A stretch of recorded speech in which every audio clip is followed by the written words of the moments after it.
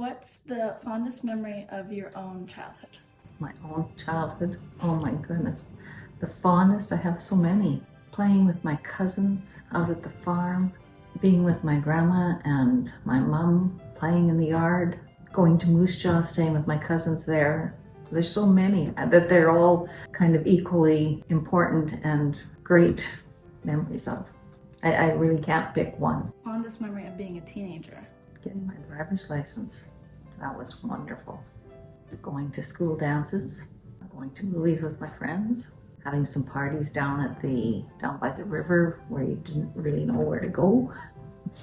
Fondest memories of being in college? Friendships developed, work ethics developed. It was Robertson Secretarial School. Yeah, and I really enjoyed it. I loved the shorthand and the typing. What did you take? I took business office. So, and then if you graduated in the top 10% of your class, you didn't have to go looking for jobs. You got offered jobs. So I was fortunate enough to be in the top probably 6% of the class. And I had 3 different companies in Saskatoon invite me to come for interviews. So that was really nice. And then it progressed to the point where I used my typing, but never did use my shorthand, and I love shorthand. And of course, if you don't use it, you forget it. What was the most challenging part of being a mom? Making sure that I prepared my children to carry on if I should happen to die suddenly. I wanted to make the kids strong enough that they could manage on their own if they had to. And I believe in raising kids to prepare them for life out on their own. Is there something you wish you had known before becoming a parent? How to parent properly. Nobody teaches you. You just kind of go by what was done for you and what you liked or didn't like and how you want to raise your kids. But really, nobody tells you what to do. It's just hope that your senses and your treatment of your children are good. What are some values you try teaching your kids and grandkids? To be kind, how to spend their money, how to save it, I guess is more what, and know when to spend and when not to spend.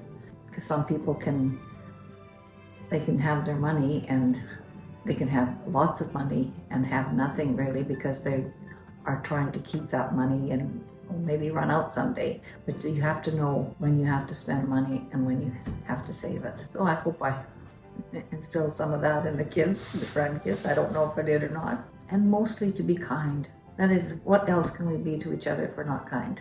It's important to me. What's one thing people believe about you that isn't true? Not right now, but in the years past, I think some people thought that I had money, and that was not true at all. But when you get given nice things and use them, that doesn't mean that you bought them. Like I had nice jewelry and I had a fur coat. Well, there's no way I could have ever bought those myself. And so some people always thought, well, oh, she's got money. She doesn't need anything, that kind of attitude. I think they don't realize how little of money I did have. What's one thing you're afraid you'll never get to experience again? Hug from my mom and dad.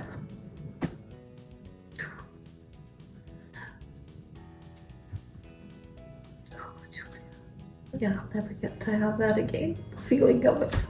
I know that they're with me, but it's just raw. That's it.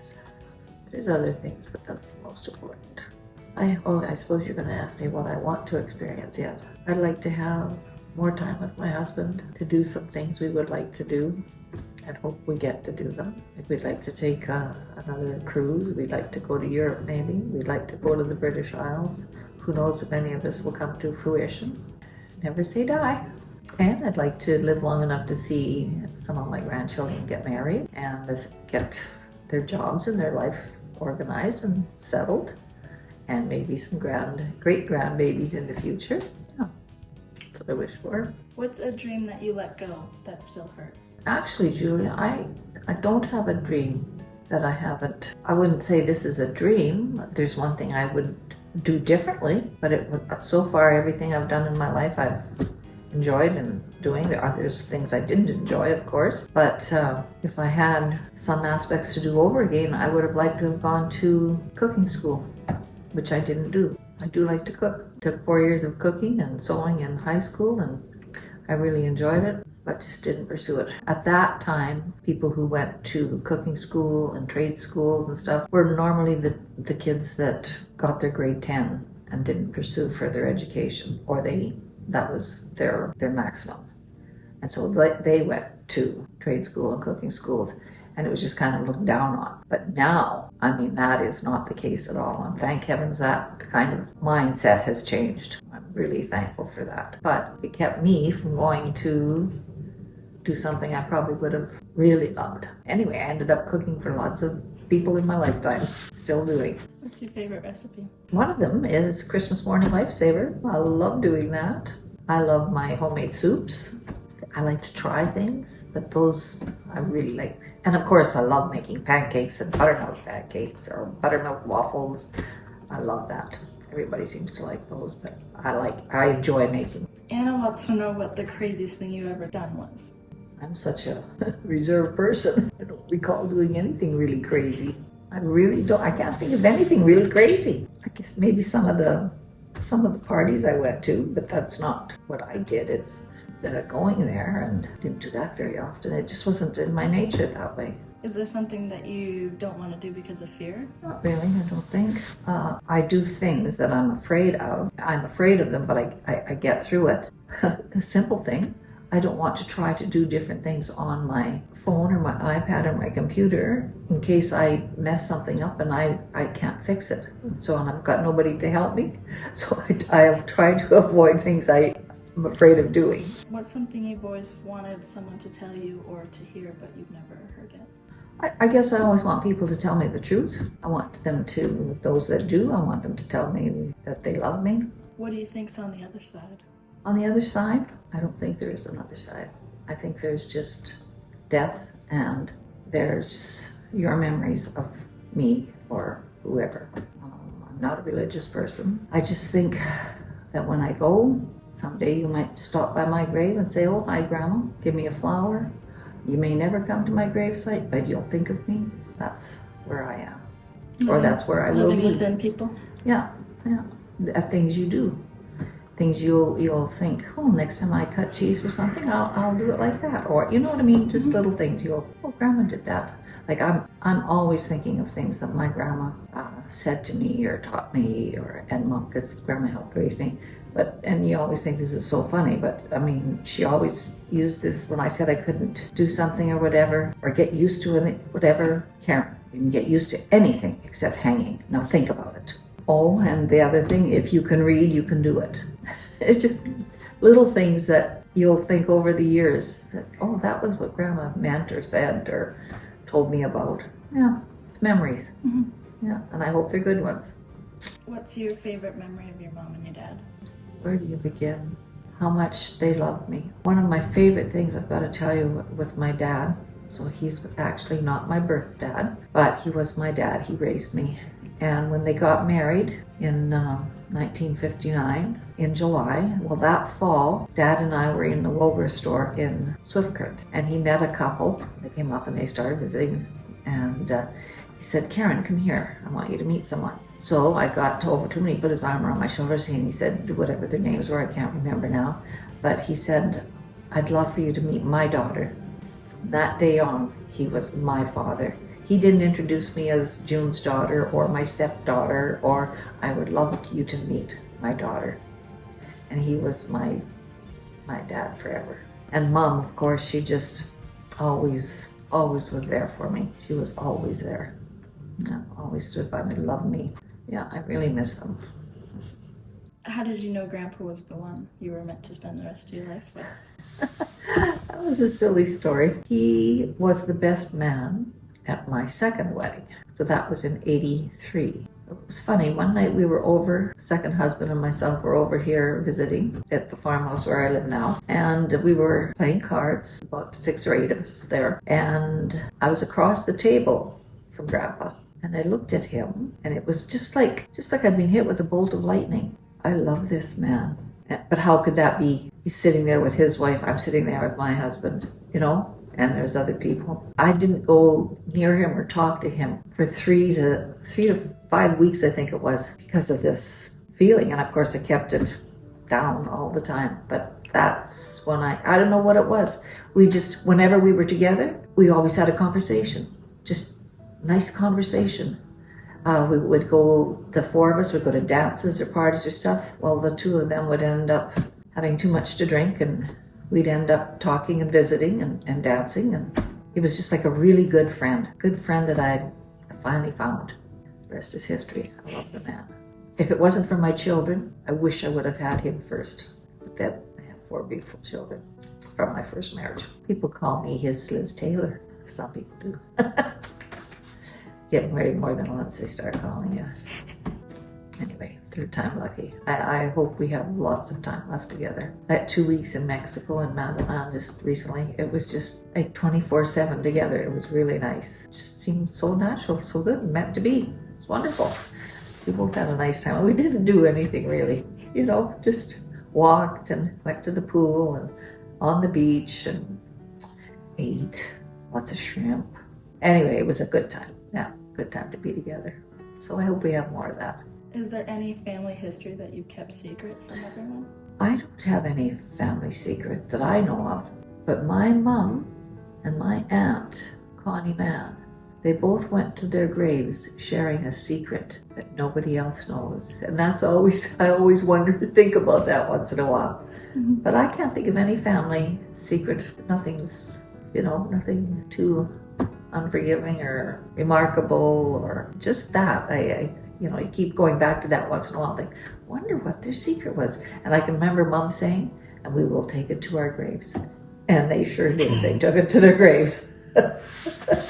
So the secret is down there someplace. What will be your proudest legacy? My children. I'm so proud of them all. They've done so well. Yeah, all of them, all 5 of them are doing well. Been lucky enough to have 5 children, healthy, pretty wonderful children. That will be my legacy, I hope. And they will carry on. I love them. What is the best and worst part about getting older? One of the best parts, or some of the best parts, are you don't have to worry about clocking in somewhere. You don't have to, your time is your own, more or less. You can do what you want, when you want. Not always, but a good part of the time. And for me, the worst part of growing older, and I know now what my grandma and my mom meant, is I'm 76 now. Next year I'll be 77. And it just seems like time is running out. And I don't want it to run out. That is the hardest part. I want to stay with everybody.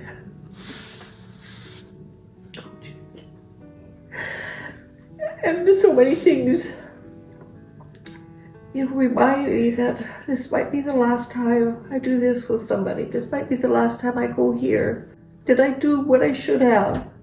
Have I achieved what I should have? I don't know. It's like they say, what did Grandma Carol always said, growing old isn't for the weak, it's for the strong.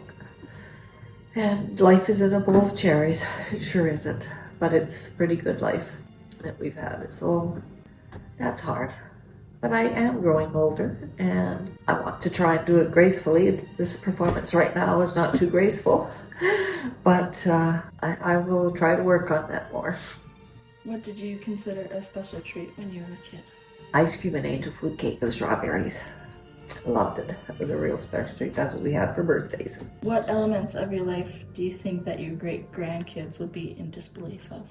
Dialing phones, how we went to school, how we got our education. Some of it they'll be in disbelief because it'll be so automated for them. They'll just be so amazed to think back. Like, I'm always amazed when I look back at some of my ancestors lived in a sod shack. Not even a wooden shack, a sod shack. And I wonder what it'll be like when the great-grandchildren come along. What kind of, will they all be in high-rises or condominium? Will they own their own homes? Or will it be such that they can't? What is one piece of advice you want your grandkids to learn? I hope that all of you, all of the grandchildren, children, grandchildren, I hope they learn the art of being kind. I find it so important to be kind, to think of people, and to love with all your heart. If you're going to love with all your heart. Don't go halfway. You either do or you don't.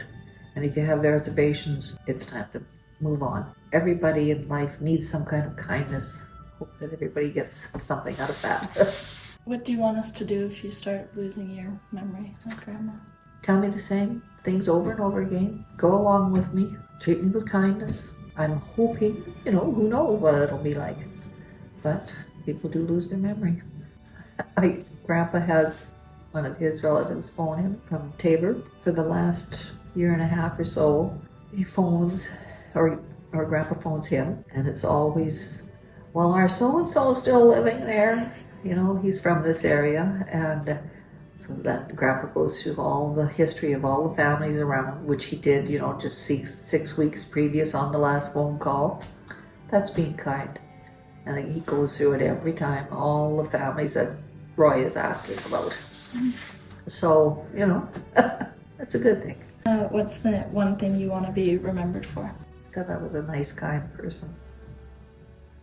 Loving, whatever. That's how I feel about it. I love all my family so much. And I feel lots toward them all. I wish the best for them. I sincerely do that. I sincerely hope that marriages don't have to be broken and redone. That was really hard in my life. When you realize, because it affects children for the rest. From your first marriage, when you have children, it's not just for that length of time.